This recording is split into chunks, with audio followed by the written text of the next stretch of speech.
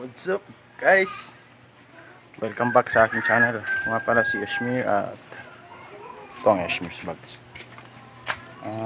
May ano tayo ngayon guys, kahoy. Hapon na kasi ito nakabili. Init. Ito yung kahoy natin guys, oh. Tapos yung nagawa natin kahapon is ito lang. Hapon na kasi. Yan.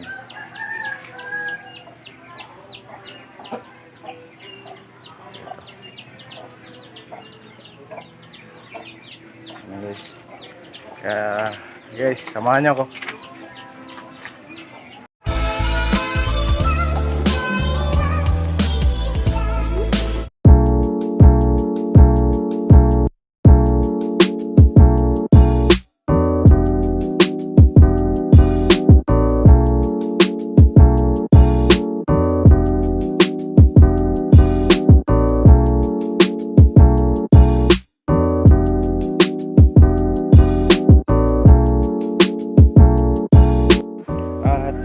Ito na guys, para sa haligi.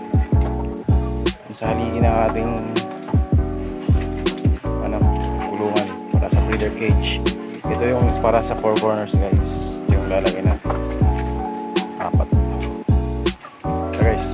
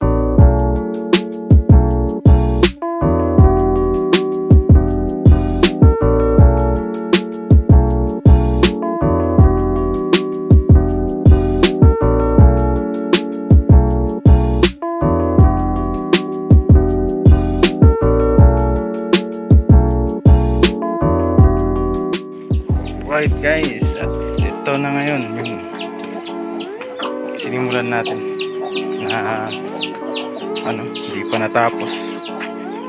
Guys, nakakapagod kasi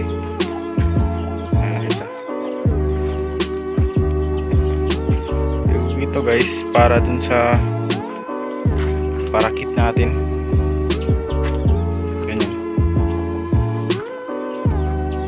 Dalawa yun sila, yung isa nakakalipad na yung si Ashmir. Tapos dito guys, plano ko gawing breeder cage ng breeder cage ng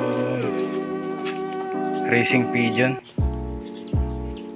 Babalag akong bumili. Sana may racing pigeon dito na abot kaya lang yung halaga.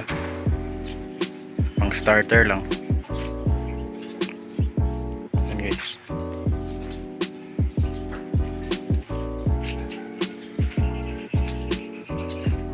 Tapos yun sa baba, lagyan din natin yan.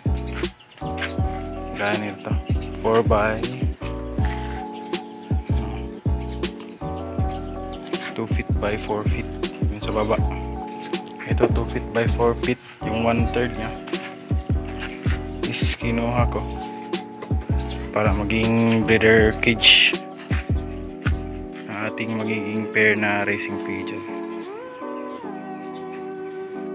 Bukod sa parakeet guys na meron ako,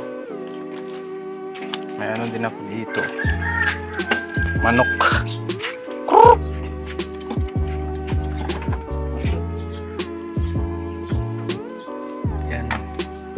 lights. Mainit. Wala. Burma na manok. Or ano. Huluano. Tapos yung dito. Ano. Yung. Okay.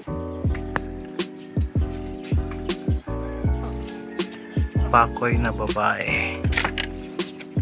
Pakoy po yung breed yan. Tapos ito Burma. Yan guys. Yan lang yung mga kasama ko dito guys. Mga feathered friends. Ayan guys. Nasa mga 30% pa yung natapos natin. Mag-isa lang kasi natin itong ginawa. Sa baba nga hindi pa nasimulan eh, pero may kahoy pa. Yan, may kahoy pa tayo guys. Ano to siya? 12 feet yung haba, 1x2, dalawa na lang natira. Yung binili natin is 7 siya. Mahal yung isa nito guys eh. 86 pesos yung isa. 1 inch by 2 inches by 12 feet, 86. Tapos bumili tayo ng 1x1. Nakalimutan guys magkano yun. Ito siya na sa ubay siguro.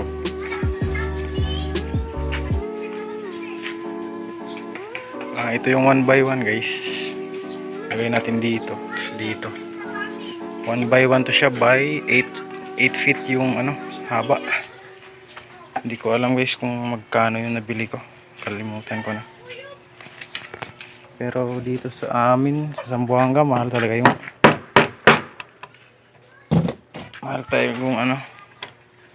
presyo ng kahoy. And guys, update ko na lang kayo guys sa susunod. Sa hindi pa nakasubscribe, subscribe na kayo guys. Tapos i-hit nyo yung notification bell para notify kayo kung sakaling mag-upload tayo ng video may matatanggap pa yung notification. Yan guys, hindi ko nakunan kung paano yung process ng paglalagay ko ng screen, ng divider, yung lahat ng nasa gilid, pati yung sa harap at yung sa likod. Hindi ko na videohan. Yan guys, stay home, stay safe, and God bless. Subscribe na kayo guys.